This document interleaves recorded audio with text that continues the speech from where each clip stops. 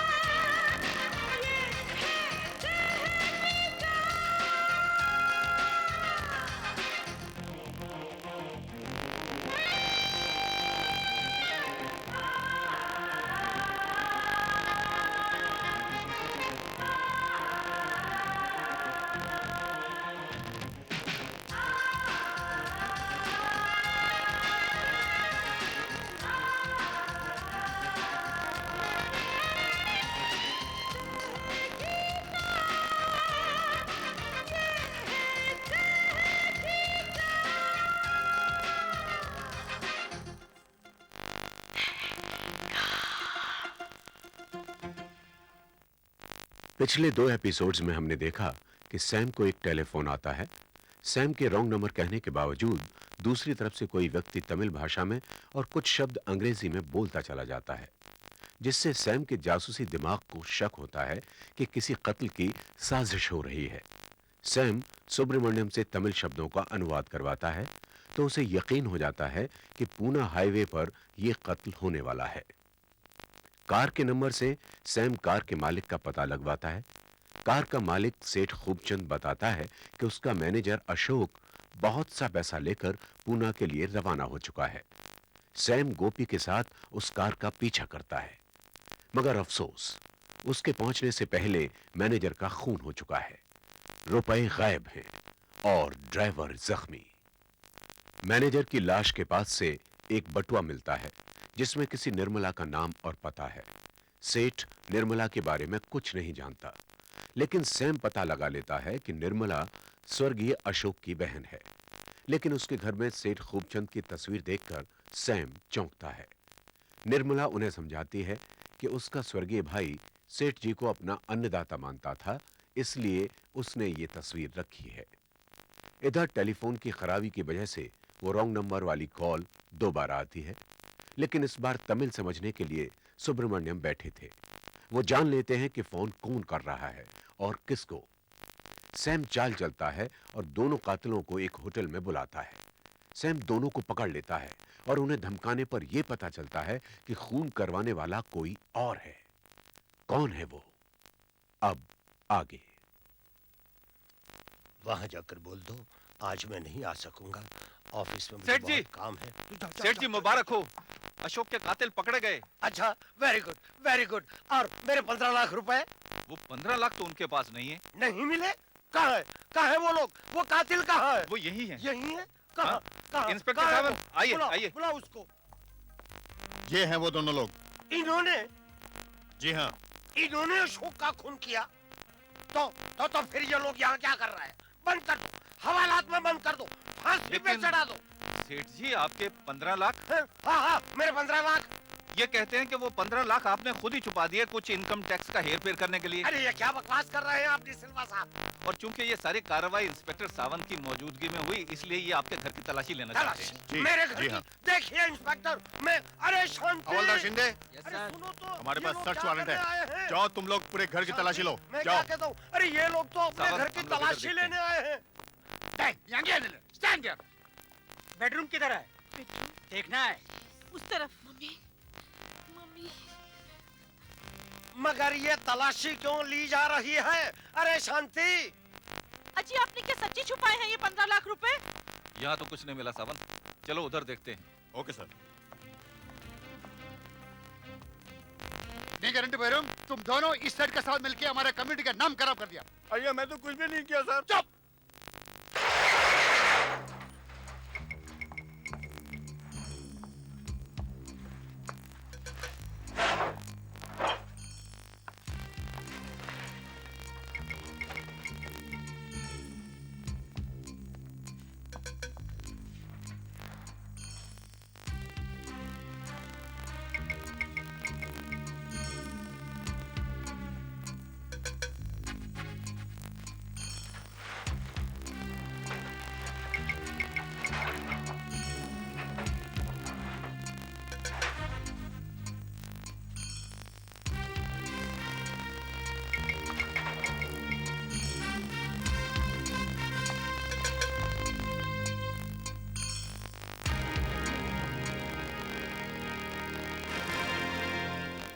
सेठ जी, ये रहा आपका बैग जो आपके गैराज में बरामद हुआ, और ये रहे आपके 15 लाख रुपए।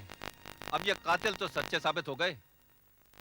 ये पैसे, ये 15 लाख रुपए कहाँ से मिले? मेरे गैरेज से? नहीं नहीं नहीं नहीं, हो नहीं सकता। ये पैसे मेरे नहीं है। सेठ जी, नहीं, नहीं। अब अगर मैं ये कहूँ कि इन्हीं रुपयों के लिए आपने ये कत्ल करवाया है, ताकि ऐसा लगे कि रुपयों के लिए कत्ल हुआ है, आपके रुपए भी बच जाए और कत्ल भी हो जाए। देखो निस्लवा साहब, आप हद से बाहर जा रहे हैं।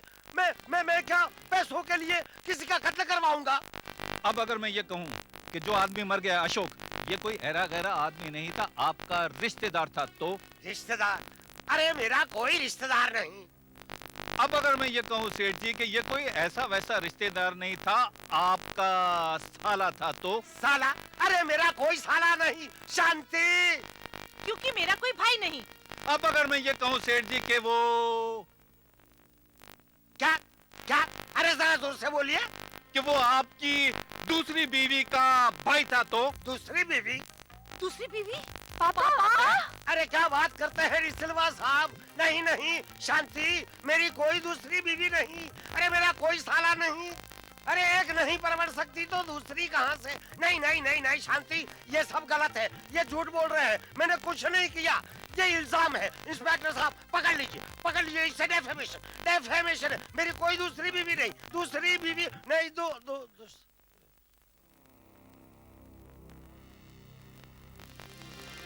क्या हुआ सेठ जी? आपकी हंसी क्यों रुक गई? निर्मला को देखकर?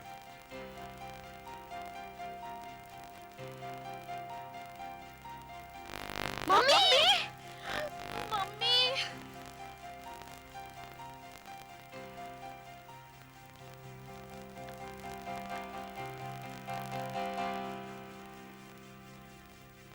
कौन है ये? मुझे नहीं मालूम। पापा! पापा! पापा?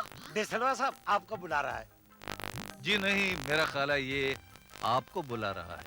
ये बच्चा आपको पापा कैसे कह रहा है? वो तो प्यार से कह रहा है। प्यार से? कल ये औरत आपको प्यार से पति कहेगी तो?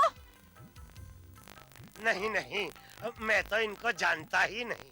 पापा बस कीजिए, मेरी और बेइज्जती मत कीजिए आप। क्या आपने सचमुच अशोक का खून करवाया जैसा कि ये कह रहे हैं? नहीं नहीं बिल्कुल नहीं। खून? जी हाँ, ये खून आपने करवाया। और ये निर्मला जी आपकी दूसरी पत्नी है, और ये बच्चा आपका बच्चा है, और ये अशोक आपका साला था। हाय राम! ये क्या हो रहा है? शांति जी, आप जानती हैं कि आपके पति के पास 2 दुकानें हैं, एक बंबई में, एक पूना में। और आप ये भी जानती हैं कि आपने अपने पति को 3 बेटियां दी, गंगा, जमुना, सरस्वती। लेकिन इनकी तमन्ना थी कि इनका एक बेटा हो, घर का चिराग, वारिस। पूना में इनकी मुलाकात निर्मला जी से हुई। मुलाकात हुई, प्यार हो गया, बेटा हो गया, और चोरी छिपे इन्होंने निर्मला से शादी कर ली। लेकिन जैसे फूल के साथ कांटे होते हैं, वैसे निर्मला का एक भाई था अशोक, जो कि इनकी कमजोरी जानता था और धीरे धीरे इन्हें ब्लैकमेल करने लगा। अशोक, तुम मुझे ब्लैकमेल करना चाहते हो? ये ब्लैकमेल नहीं है जीजा जी, ये आपके कर्मों का जुर्माना है। सोच लीजिए, 15 लाख रुपए चाहिए मुझे, वरना आपकी पहली बीवी को बता दूंगा कि आपका एक दूसरा घर भी है, एक दूसरी बीवी भी है और एक बच्चा भी। मुझे लाइक दैट? तुम्हारा दिमाग खराब हो गया क्या? अरे मैंने तुम्हें पूना की पूरी दुकान दे दी। पूरे साल का न तो हिसाब देता है, न तो किताब देता है, और ऊपर से 15 लाख रुपया मांगता है। देखिए जीजा जी, 15 लाख, मन की शांति चाहिए तो कीप इट रेडी। मैं तुम्हारा क्या करेंगे? खून कर देंगे? नहीं नहीं, आपका साला हूँ भाई, साला हूँ। 15 लाख। मुझे माफ कर दीजिए, मेरे भाई की वजह से आपको बहुत। शांति रख निर्मला, शांति रख। आखिर तो मेरा साला है, 15 लाख देने ही पड़ेंगे। हर चीज की हद होती है, ब्लैकमेलिंग की भी। एक दिन अशोक ने मुंह फाड़ के आपसे 15 लाख रुपए मांग लिए। तंग आकर आपने मशहूर सुपारी लेने वाले नायडू के साथ मुलाकात की।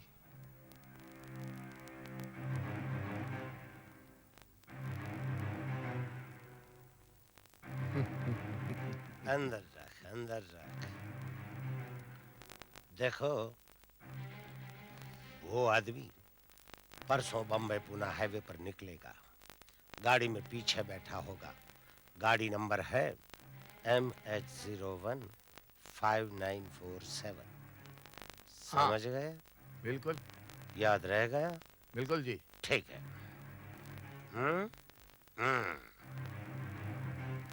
झूठ है, झूठ है, ये बिल्कुल सरासर झूठ है। झूठ है? हाँ। झूठ है मोहन। तुम तो सेठ जी के सारे राज जानते हो। इस घर से उस घर आते जाते हो। अपने बाप की कसम खा के कहो, क्या ये झूठ है? देखिए सेठ जी, अब मान जाइए, ये सब सच है। क्या? क्या ये सब सच है? हाँ, सच है। पापा, पापा, हाउ कुड यू? लेकिन हम लोगों ने खून नहीं किया सर। नहीं, वो सुन लूंगा सर। नहीं वाया मोड़े, तुम लोग हमारा कम्युनिटी का नाम खराब कर दिया। Sorry sir. सर, हम रॉन्ग नंबर पे फोन किया था सर। मैसेज इसको मिलने के बजाय साहब आपको मिल गया। फिर खून हम कैसे करता साहब? अरे हाँ, डिसिल्वा साहब, उस दिन आप हमारे घर चले आए क्योंकि उनका फोन आपको चला गया। अब जब इनका मैसेज इनको मिला ही नहीं तो ये खून कैसे कर सकते हैं और आप हमारे पर इल्जाम कैसे लगा सकते हैं? हाँ साहब, यही तो मैं बोल रहा हूँ साहब। डेरी वाई मुर्रा, तुम लोग हमारा कम्युनिटी का नाम खराब कर दिया। Sorry sir. लेकिन सैम, बात एकदम सही है। देखो, वो फोन हमारे पास आया था, रॉन्ग नंबर कहकर वो मैसेज तुमने लिया था, तो ये लोग खून कैसे कर सकते हैं? लेकिन खून तो हुआ ना गोपी। हाँ, और उसका एक चश्मदीद गवाह भी है, ये मोहन। हाँ, तुमने दोनों कातिलों को देखा ना? हाँ साहब। तो आइडेंटिफाई करो दोनों को। ये दोनों ही स्कूटर पे आए थे और इन्होंने अशोक साहब का खून किया है। मैं उसका चश्मदीद गवाह हूँ। अरे नमक हराम, ये क्या बक रहा है तू? अरे सेठ जी, इसको गाली मत दीजिए, कहीं ये भी आपका रिश्तेदार न निकल आए। कमाल है डिसिल्वा साहब, आप तो सारी दुनिया वालों को मेरा रिश्तेदार बना दोगे। क्या ये भी इनका साला है? इन्होंने तीसरी शादी भी कर रखी है क्या? नहीं नहीं शांति, ये तू क्या कह रही है? साला नहीं, साला नहीं। सेठ जी, आपका एक छोटा भाई था स्वरूप चंद। हाँ। जब आपके पिता का देहांत हुआ तो आप अपने छोटे भाई की जायदाद हड़प कर गए। उनका एक बेटा था मणिचंद। बड़ा होके वो बंबई आया, आपसे मिला, आपने उसे पहचाना नहीं। उसने आपसे नौकरी मांगी, आपने उसे नौकरी दी। आपने समझा कि वो मोहन है, लेकिन वो मणिचंद था। मणिचंद? जी हाँ, आपका साला नहीं, आपका भतीजा। आप उसकी बचपन की तस्वीर देखना चाहेंगे अपने साथ? ये तस्वीर हमें इसके बिस्तर के नीचे से मिली जिस पर ये सोता था। मणिचंद तुम? हाँ हाँ ताऊ, मैं ही मणिचंद हूँ। मणिचंद आपसे बदला लेने की आग लेकर बंबई आया हुआ था और मौके की ताक में था, और आपने उसे मौका दिया। जिस दिन आपने नायडू को सुपारी दी, उस दिन मणिचंद चोरी चोरी आपकी बातें सुन रहा था।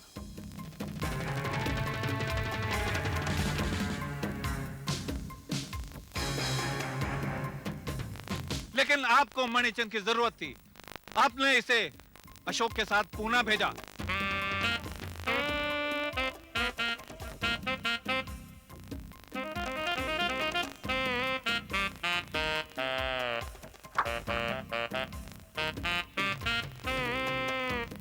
चलो।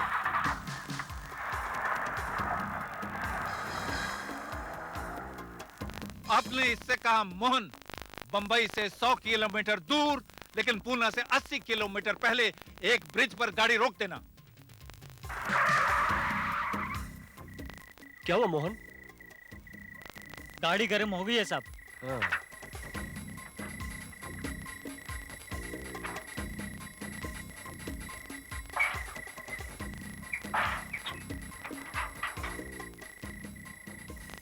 उसने गाड़ी रोक तो दी, लेकिन देखा कि कातिल नहीं पहुंचे।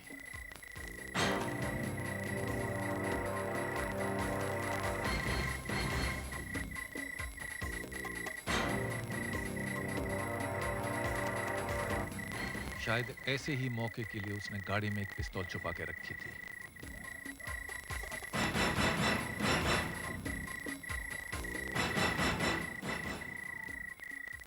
गाड़ी बन गई मोहन। ये क्या कर रहे हो तुम?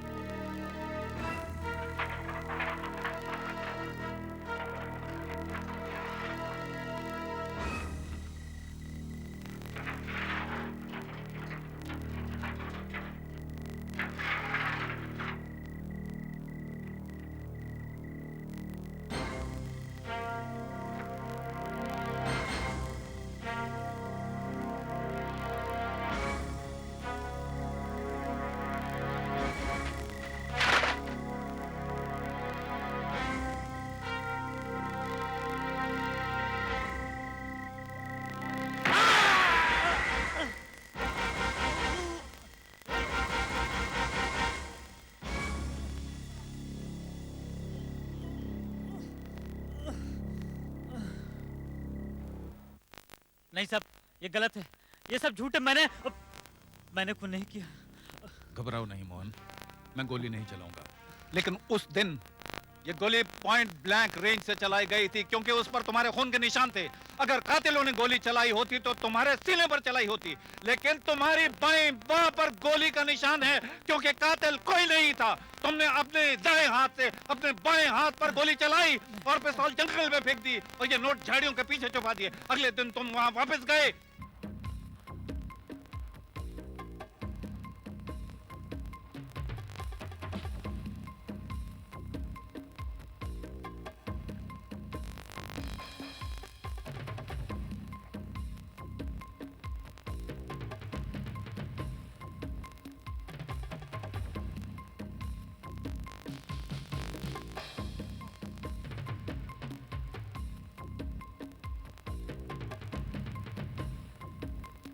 वहां से ये बैग उठा के लाए और इसे अपने गैराज में छुपा दिया, जहां से ये आज हमें बरामद हुआ है।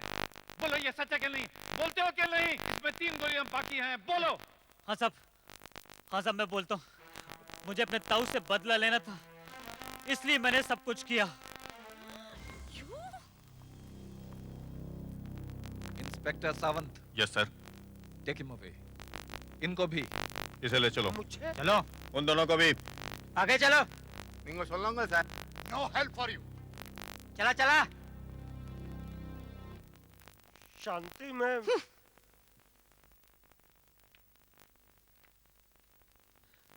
देखो निर्मला, मैम।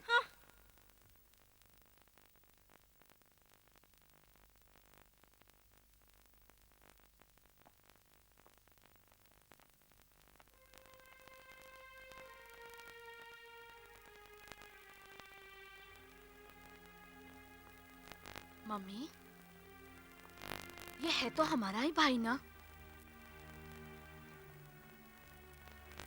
शांति जी,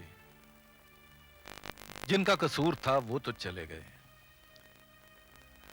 और जिनका कसूर नहीं, भला उनको सजा क्यों मिले?